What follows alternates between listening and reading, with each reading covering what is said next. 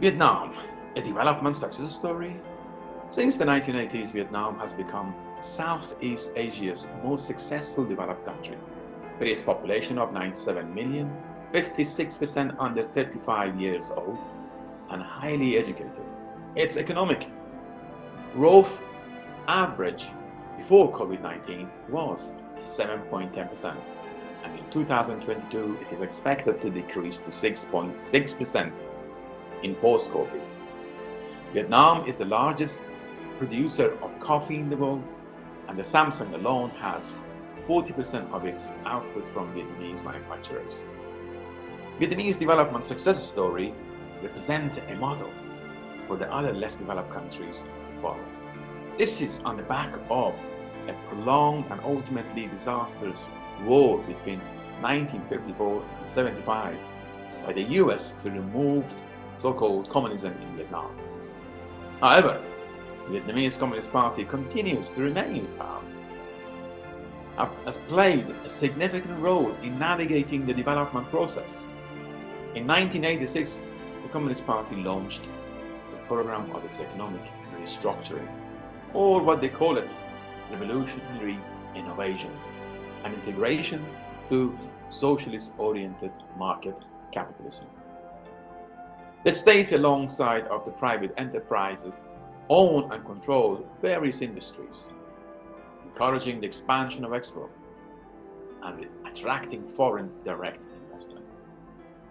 The Vietnamese state has ensured a link between the export-focused industries and the rest of the domestic economy, and hence allowing relative balanced approach to development. The following video is an introduction to Vietnamese transition. It examines different questions. For example, how Vietnamese has successfully developed since 1980. What role the state or Communist Party has played. What has been the contribution of the international organizations such as World Trade Organization and World Bank? This lecture will answer these questions, and it is in 5 parts. A. By listening to some students' perception of Vietnam, we will explore why they are interested in studying Vietnamese development. B. A lecture by Long Dong, an academic from Hanoi University, provide an outline of development since 1980s. C. A short video to highlight Vietnamese development by international monetary funds. D. A student's reflection of the lecture, and finally some suggestions for the next lecture. Vietnam is one of Southeast Asia's fastest growing economies, and actually, despite coronavirus coming in and completely obliterating many economies in many different countries worldwide, Vietnam still maintained their economic growth of 2.9% for the year, and is now actually predicted to be the world's fastest growing economy for 2021. So those two factors are really interesting and show that Vietnam, although once was considered a developing country, has now quickly surpassed that standard and is really flourishing on their own. So as a student, especially if you were studying international relations, development, or politics, it would be really important, I would say, to make sure that you have a firm grasp on Vietnam and all of the economic, political, and cultural factors that make the country what it is today. My perception about Vietnam wasn't so good at all, because in secondary school I wasn't really taught so much about Vietnam, only where it is and a bit about the Vietnamese War, but I think that's it. I heard about Doi Moi. I think this is the thing which really amazes me about Vietnam, that they could manage to do such an economic transition this fast. What are the most significant changes in Vietnam in the last 60 years? Many among you somehow knew already general information about Vietnam, but this lecture will provide you with a lot of collected and updated insight data, thanks to many meetings, conferences, and academic and professional workshops I attend. I hope you enjoy. So let's start. Like many others, Vietnam, a beautiful country, but have to overcome biggest wars for a long time. Vietnam toward prosperity, creativity, equity, and democracy. This lecture allows you somehow a better understanding how Vietnam went from poverty to prosperity, and especially in the coming years when we succeeded to overcome all the challenges and seize the opportunities.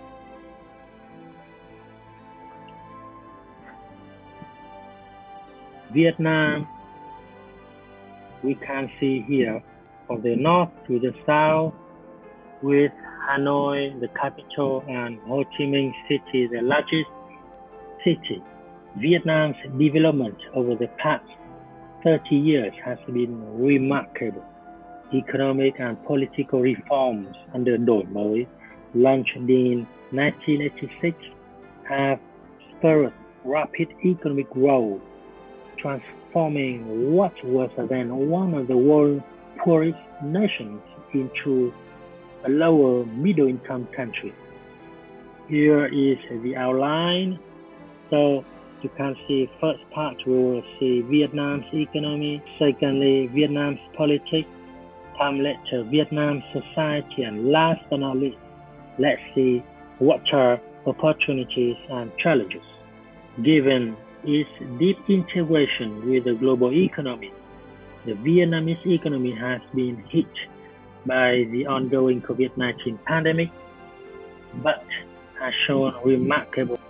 This article, shared by World Economic Forum back to 2018, but even during the COVID-19, we show to the world that we can solve the new challenges and enjoy a positive and even more among the highest GDP growth in the world.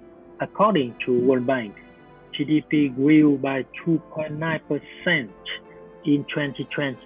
So this chart, you can see here some kind of comparison between Vietnam, Thailand, the US, and the UK in terms of GDP growth annually. And Vietnam is on top steadily. So this slide is showing us that Vietnam has overall a better performance than China, except for maybe this year China will enjoy somehow surprise growth 8.5% into forward prediction. But the next years to come, Vietnam will enjoy a very, very, very stable growth, about 6.5%. And one more time, if we succeed to overcome challenges and seize opportunities, in which I share by the end of this lecture, so 2.9%, along with China, we are among the few to enjoy a positive growth according to IMF or World Bank. Also, they will about this data. And in terms of export growth, among the other large ASEAN countries, Malaysia, the Philippines, and Vietnam, only Vietnam has seen output surpassing its pre-pandemic levels. So all these countries experiences local outbreaks of COVID-19, which disrupted economic activities, but except Vietnam. In terms of trade, now we move from GDP growth to trade. How Vietnam trade with the world? We're talking about international trade of Vietnam. We sign and join and implemented major FTAs over last decade, and especially during the period of 2016 to 2019 has been a successful period for Vietnam, continuing its emergence as both a leading ASEAN economy and also a global player. Vietnam continues to diversify its economic partners, such as through increased ASEAN integration and other free trade agreements like RCEP, you can see here, or ASEAN here, Vietnam in the center, those free trade agreements. The CPTPP is a new form, include 11 members, excluded the United States of America under Trump administration. Vietnam also is a member of APEC, APEC, EVFTA with EU here, and following recently with UK VFTA. Well, UK VFTA facing the Brexit possibly could happen very quickly. Back to that time, two governments met and prepared an agreement. The UK's trade deal with Vietnam builds on Vietnam's accord with the EU, entered into force on 1st January 2021. All those new generation of free trade agreements, such as UK VFTA, EVFTA, CPTPP, they covered not only the matter of reducing tariff down to zero, but also it allowed to promote and improve all kinds of mutual agreements on intellectual property, a fair competition, sustainable development, right for association, trade labor, trade union, working conditions. So generally, it will bring a lot of positive impact and effect for Vietnam. Okay, Vietnam's export grows rapidly, even during the global pandemic, and it can be said that Vietnam is the most globalized populous country in modern history, and the largest portion is about phone and computers, electronics, as we can see here. So the openness of Vietnam's economy is more than 200%. Could you imagine that? It shows us a high degree of integration in international trade, but also from a critical perspective, the dependency of Vietnam's economy to international trade. Now let's move to FDI. The actual FDI in Vietnam hit record high in 2019 amid trade war. Unemployment rate in Vietnam is low for the last 2 decades. Vietnam, red line, red color, much more lower than US, France, even China. Vietnam's future digital economy. In terms of 3G and 4G deployment, Vietnam lags behind the world, but with the new technology 5G, Vietnam is among the group of leading and the earliest countries to successfully pilot 5G technology worldwide, 5G generation, along with South Korea, China, and the United States, Japan, Australia. Nowadays, we all understand how important it is digital transformation. Internet of Things, AI, artificial intelligence, big data. The Communist Party of Vietnam approved that 5G services is crucial to Vietnam's economic development. Now, you are invited to watch a short video, Vietnam Rising, made by IMF. Here is the link. I will send you the link as well, so you can watch it fully by yourself. Sum up this part: 5 key factors of Vietnam economic growth. Manufacturing, of course. So boost its profile as a manufacturing and export powerhouse, selling everything from shoes to smartphone, massive FDI, export growth, technology with 5G, and last but not least, very important one, political stability. Now, it's time to talk about politics of Vietnam. Right here is the emblem of Vietnam, and this is the flag of the Communist Party of Vietnam. The politics of Vietnam are defined by a single-party socialist republic framework, where the General Secretary of the Communist Party of Vietnam is the party leader and head of the Politburo. So here, this slide is showing you the Communist Party of Vietnam system and the political process. Okay, so I just mentioned the General Secretary. Well, both the 1980 and 1992 constitutions institutionalized the Vietnamese Communist Party as the sole source of leadership for the state and society. The 1992 document, however, delegated much more authority to the president and to the cabinet. They were given the task of running the government, reforming Vietnam's government and political structure, also outlined major shifts in foreign policy and economic doctrine, while the party became responsible for overall policy decisions. The Central Committee and the Politburo has effectively governed the country. The Politburo and the National Assembly of Vietnam unicameral is the supreme organ of the government.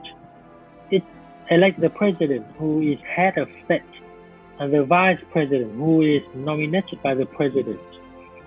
The cabinet consists of the prime minister, the prime minister, who is nominated by the president and approved by the National Assembly, and deputy prime ministers, and the head of government ministries, and various state organizations who are named by the prime minister and confirmed by the National Assembly. Members of the National Assembly are chosen through direct election in their individual electoral units. The Vietnamese Communist Party remains the dominant political institution within Vietnam. It leads the Vietnam Father Front, a coalition of numerous popular political and social associations that disseminate party's policies. Politically and domestically, we can say Vietnam maintains and enjoys a high political stability over time. One of the main reasons why foreign investors, MNCs. If you're talking about the 80s, what Vietnam looked like, we go to cities, you didn't see the light, electricity cut, no car in the street. Vietnam was so isolated from the world. With the Doi Moi economic reforms of 1986, the government hoped to move toward what is now called a socialist-oriented market economy. When the Vietnamese government asked for hands-on advice, the IMF did not refuse the call. Nếu như vào những cái thời kỳ đầu của những năm đổi mới thì IMF có cái vai trò hỗ trợ về nguồn lực tài chính để mà giúp Việt Nam thực hiện cái cải cách nền kinh tế. If you use the analogy of Vietnam's economy as a eagle flying up, there are two wings. One is internal institutional reform, and the other is opening to trade. Khi mà nhà nước mà quyết định đổi mới thì là một cái thay đổi rất lớn của một cái nền kinh tế hoàn toàn là rất là yếu ớt và nghèo nàn. Thế và lương thực thì không đủ. The government allowed the agricultural sector and also state-owned enterprises to start operating on a commercial basis, and that was a major shift. Free to start their own companies, the Vietnamese people created more than 30,000 private businesses in the first 10 years, spurring growth that averaged 7% throughout the 1990s. If you look back in the late 80s and early 90s, we had the first FDI law ever,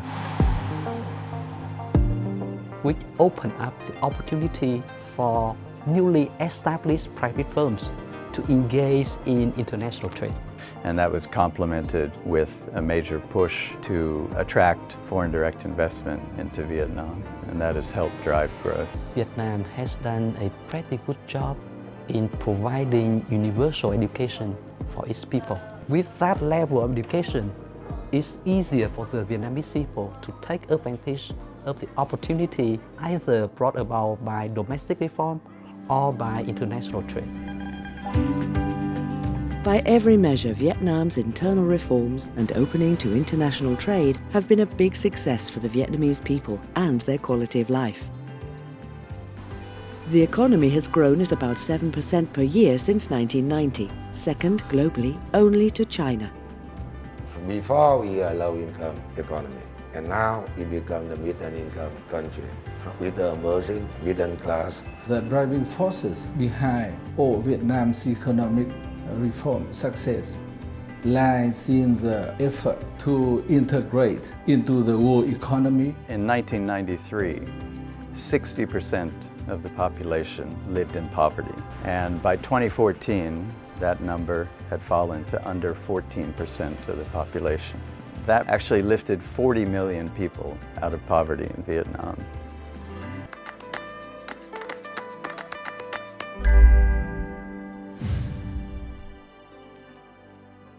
In Professor Long's lecture, he talks about the importance of the state, a key element to Vietnam's development. Since Doi Mai in 1986, Vietnam has made connections and diplomatic partnerships with 189 countries. Pre-1980s, Vietnam's main focus was on agriculture and village lifestyle, whereas now, with its international trade, it can focus on things like manufacturing, both technology and clothing, that's allowing people to work in the cities, and therefore unemployment rates have gone way down. Overall, Vietnam's development has been very impressive. It's managed to make itself from an insular country and put itself onto the economic map. In conclusion, since the 1980s, successful policies of Doi Mai has eradicated poverty, stimulated economic growth through investment in infrastructure, education and industries. Vietnam has emerged as a developed and relatively powerful actor in the region. However, 3 points must be taken on board. A. The development has been contradictory. Industrialization has been at the cost of environmental degradation. 2 examples to demonstrate this. Electricity consumption has tripled over the past decade, growing faster than output.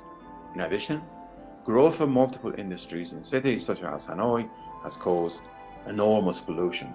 2.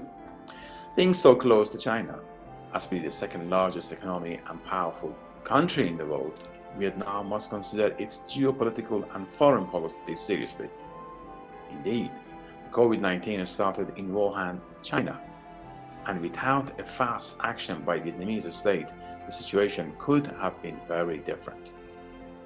Hence, the Vietnamese state took a robust approach, locking down the country soon after the pandemic emerged in December 2019. In addition, the state has used TV and radio broadcasting and social media effectively to inform its citizens of the magnitude of the problem. 3. The state has also had to balance approach between the great powers such as USA, China, Japan. This, however, is a subject of the next lecture, which we will explore fully. Thank you.